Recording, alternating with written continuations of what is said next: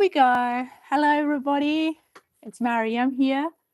Um, Hope you're well. I think I've been announcing on my latest videos that we're gonna go live, and if you've got questions, we're gonna do Q&A style, and see what can be done if you're seeking help or you just got questions that somehow you feel like you would appreciate an answer.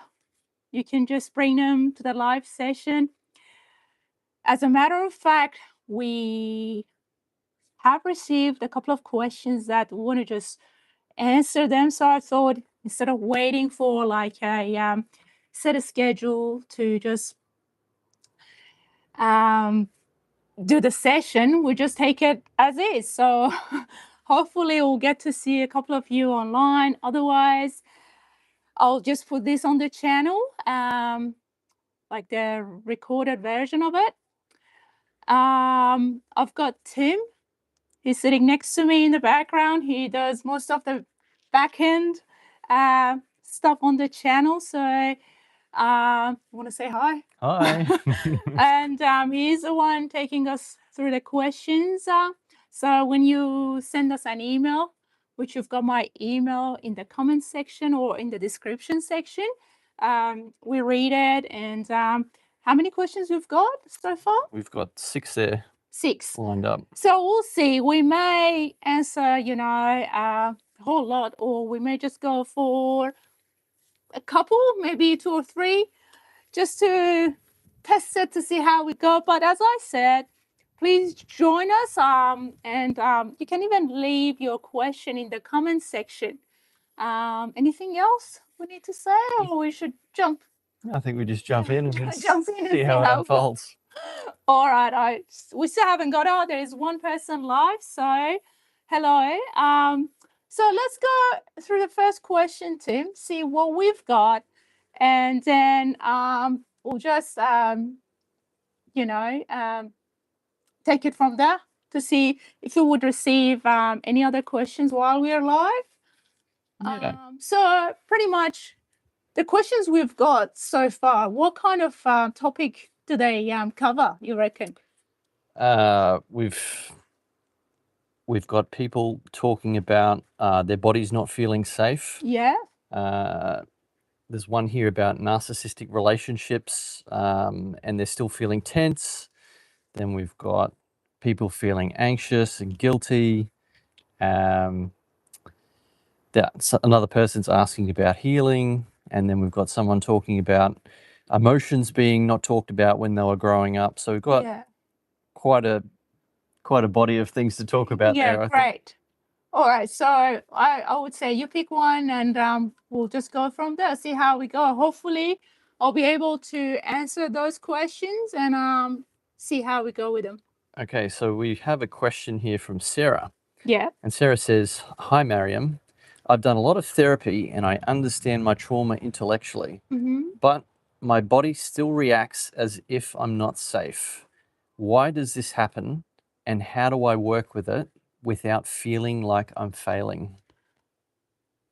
First of all, hi, Sarah. Thanks for being part of the channel and just being part of the community. I really appreciate the time you took to reach out to us and send us an email. So thankful for that. Thanks for trusting us with the question.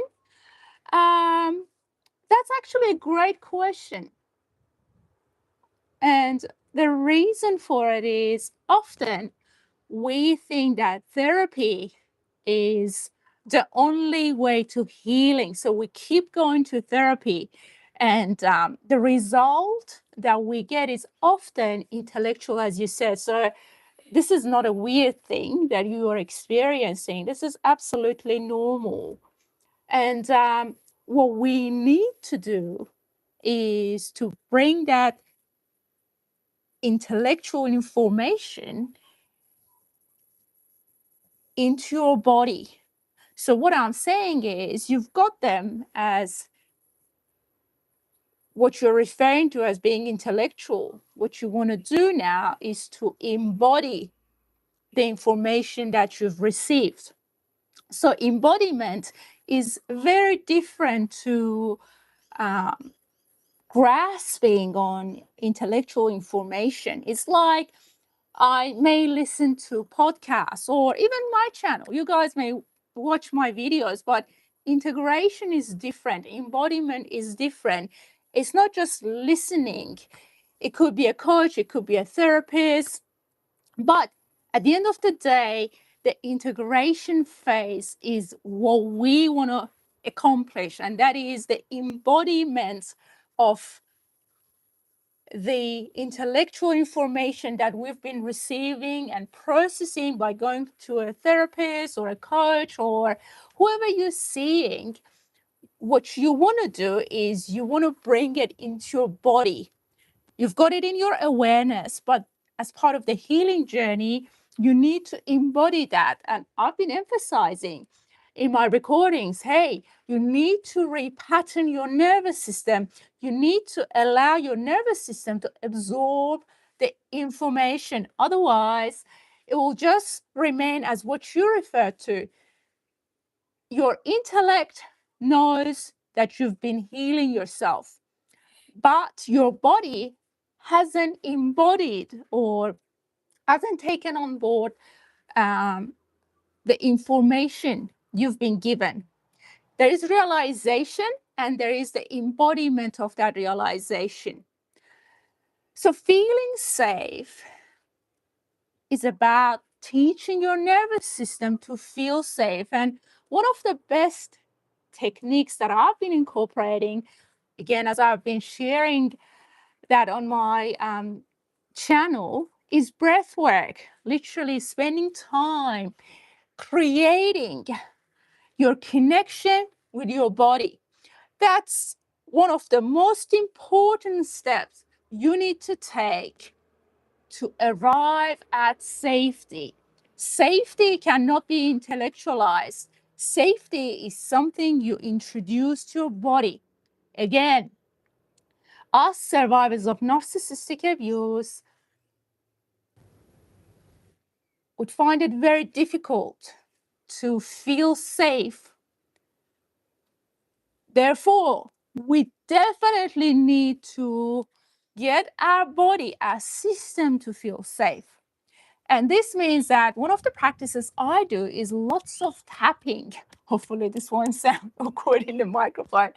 Lots of tapping on my chest. And you've got like, I follow through the TCM, traditional Chinese medicine practices, and you've got LU1 and LU2 around here, and they carry the imprint of trauma. So every morning I sit in meditation at around 1:30 a.m.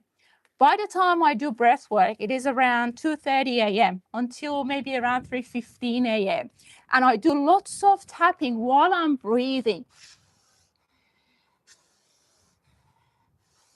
And you want to have the mantra of, I'm safe, I'm safe, I'm safe. And I promise you, in no time, you will start having what I refer to as shedding.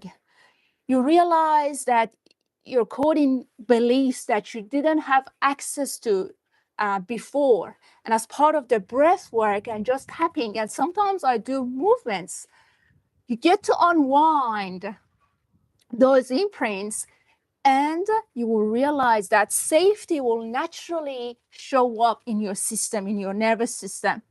Would you like to read the question again to me to see if I've covered the answer? It sounded like a very profound answer so far. Hi, Thank Maryam. you. I've done a lot of therapy and I understand my trauma intellectually, Yeah. but my body still reacts as if I'm not safe. Why does this happen? And how do I work with it without feeling like I'm failing? Okay, sure. So why it happens? Because the nervous system is about embodying safety. You've done the work intellectually, now you need to bring it down to your nervous system, as I explained, for example, through breath work. And that's going to happen, and that's how you introduce safety to your body. Now, about the part of it that you feel like you're failing, again, that is trauma imprint. It's not that you're failing. It feels like it is a fact, but it's not, because you're only doing the work and when you're healing trauma, when you work through trauma, you see, trauma is timeless, guys. There's no time attached to it. Safety is timeless. But this form of pressure is because the childhood imprint tells you that because you were unsafe and you had to behave, you had to be compliant, you had to be considerate, now you're taking time and you're failing. So you're not failing because, look, Sarah, this is not about performance. Being performative is actually a form of trauma that is caused by narcissistic caregivers. So coming back to your healing, you don't want to perform. You really want to embody and embrace your journey. So when you think that you're failing, what is actually happening is that childhood imprint is coming up that, hey, look, you're not performing. And again, that goes back to also the trauma response, that you want to be a perfectionist. And healing is not about being a perfectionist. It is about being on a journey. So hopefully these answers will help you to some extent to find your peace. And I think you're in such a good spot. That's the impression that I get from your journey of healing. And thank you again for sharing it via the email and sending it to us. Thank you so much. Hopefully the answer was helpful. You ready for another one? Let's go. Let's take it. Okay, we've got one here from James. And what James writes is, I've been out of a narcissistic relationship for over a year, but I still feel tense and on edge, especially around new people. Is this normal? And how do I start trusting again?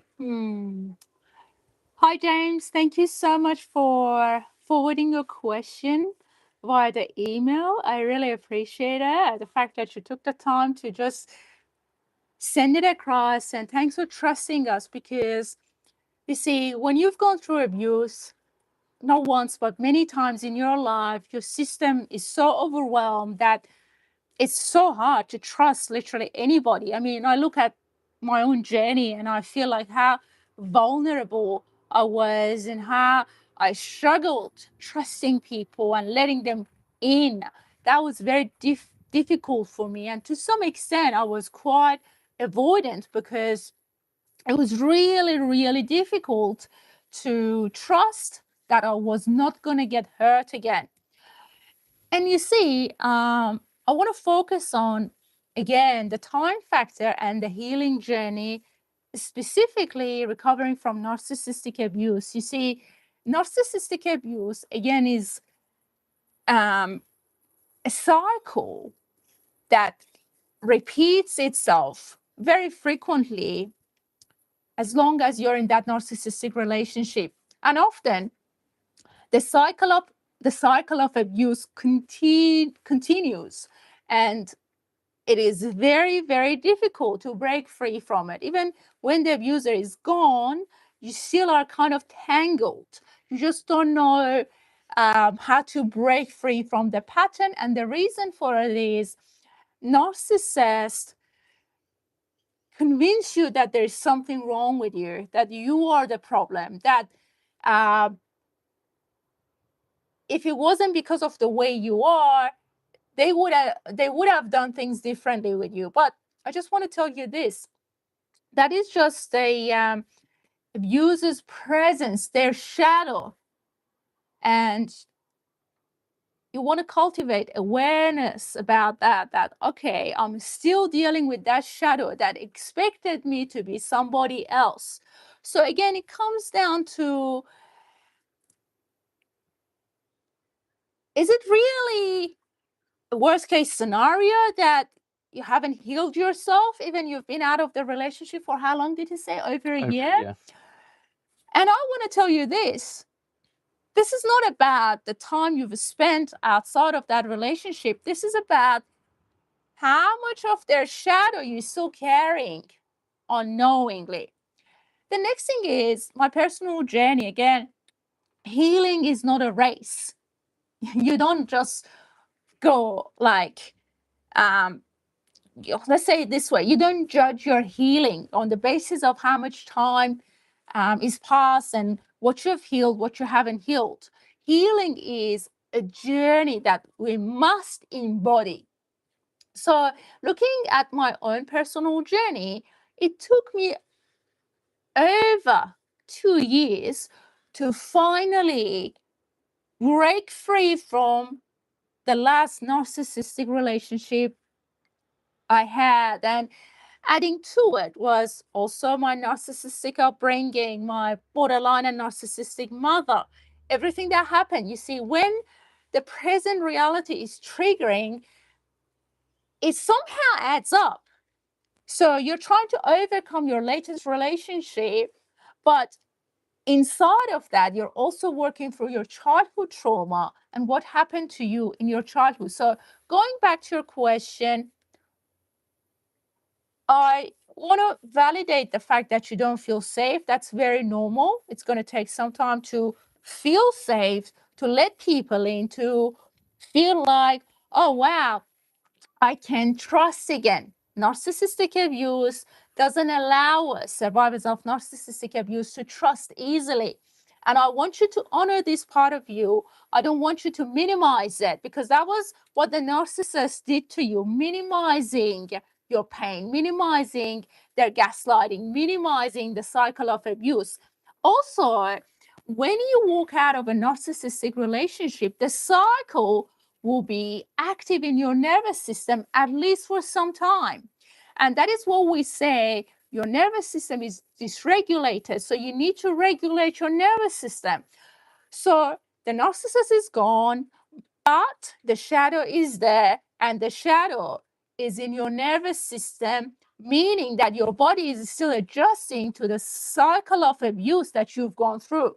And you're going to give it time. And in all honesty, time is completely irrelevant to your healing journey. You're going to let that go. That's a belief we all have, that time matters so much. But I want you to make peace with your journey.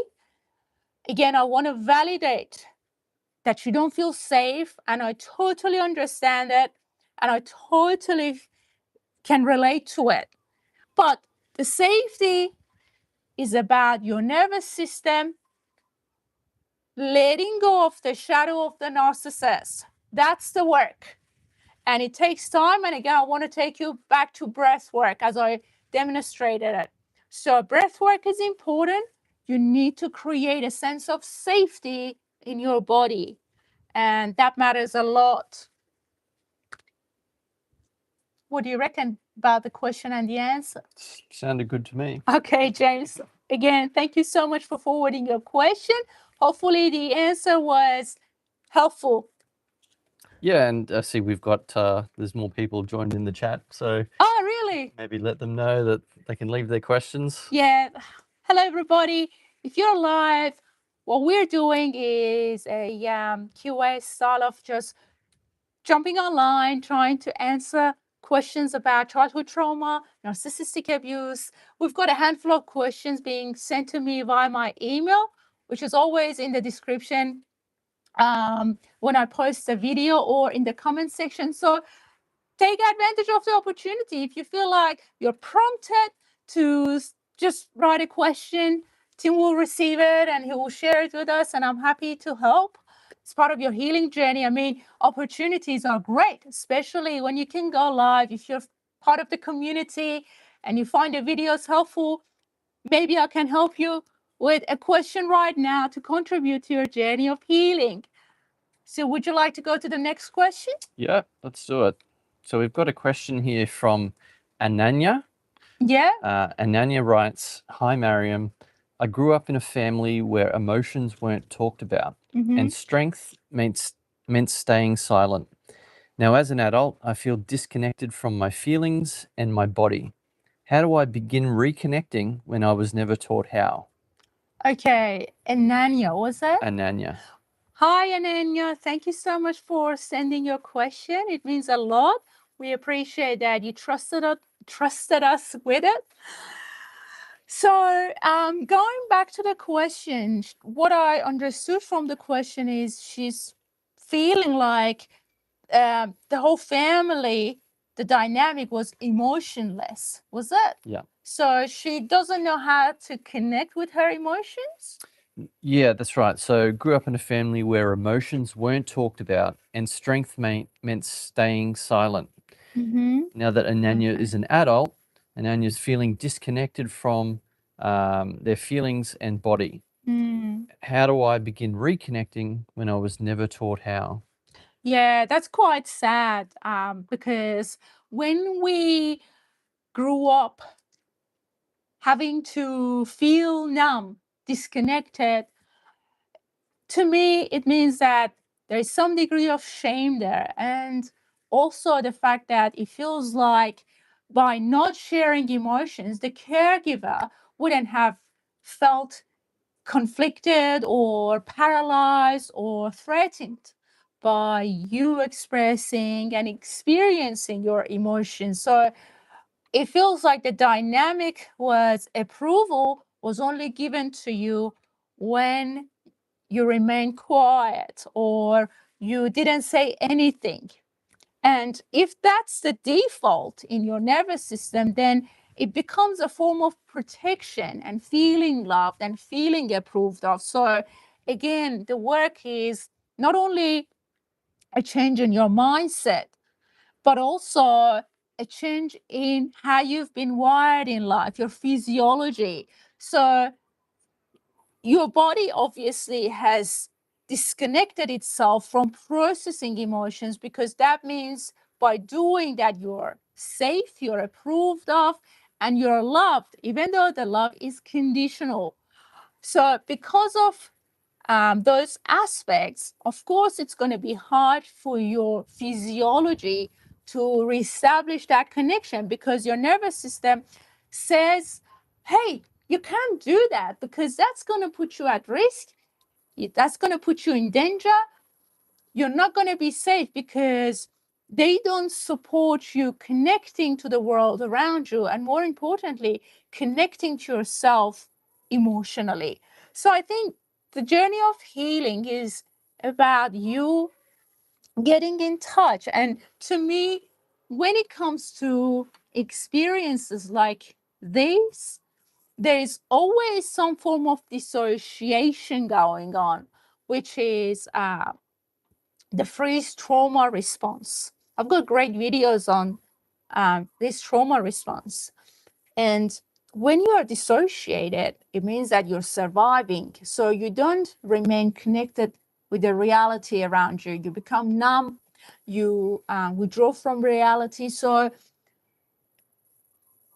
every time an emotion wants to come up, your body pushes it down because to your system, safety means feeling frozen, dissociation. So what you're experiencing is dissociation, meaning that by withdrawing from reality, you're safe. Now,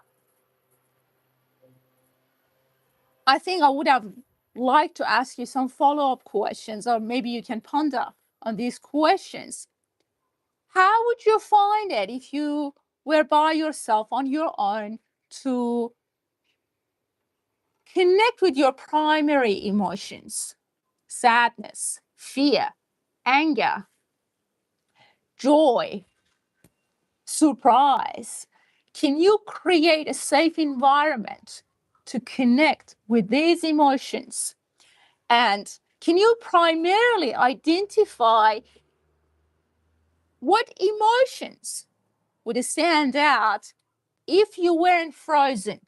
So if you let yourself experience an emotion, what are the emotions that will come up? I would say just pick three and see what they are. Write them on a piece of paper, see where you are.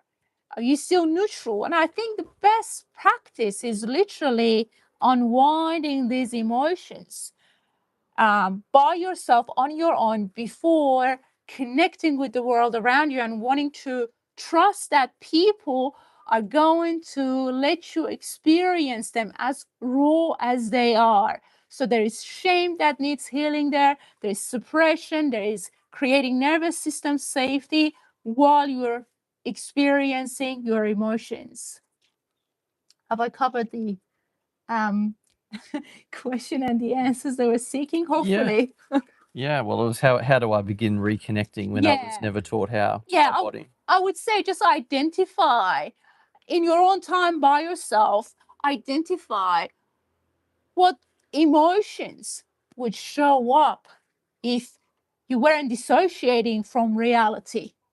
And then from there, hopefully you'll have a better direction on where to go. But definitely you want to get in touch with reality, tapping your feet and just letting those emotions to literally be downloaded into your nervous system. Great. Sounds good. And you've just got, there's a few more people that have joined the chat. That's great. Hello, everybody. We are here like with Tim, who does all the back-end work for the channel. So we're trying to get the live session up and running and see if you've got questions. You can just plug them in the comment section. Tim will share it with us. Yeah, just share your real life situation, what questions you've got for Maryam, and she can answer them for you. Hopefully. Hopefully. It's not easy to be live and just answer all these questions. I prefer to do my recordings. All right, so would you like one more? Yes, let's go for one more. That will give us time. That will give the audience time as well to see if, the community, to see if they've got something. So I'll just go for a sip of water. Okay, so... Give me an easy one. I'll give you an easy one.